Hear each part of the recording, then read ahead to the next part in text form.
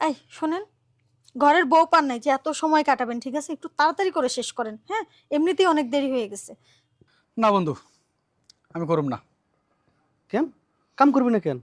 কেন তুই জানোস না? তুই ভালো করে জানোস আমি একদম ইনট্যাক্ট জিনিস ছাড়া ছুই না। ইস রে, তোরে কতবার এই কথাটা কমু।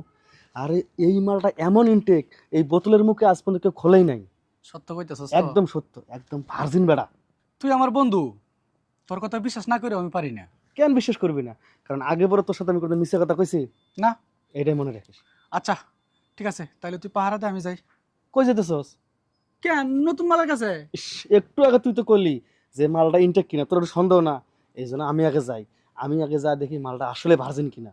ও, তার মানে তুই আগে গায়া টেস্ট করতে চাইতেছ যে আসলে ইনটেক কিনা, আমি কি ইনটেক পাই কিনা।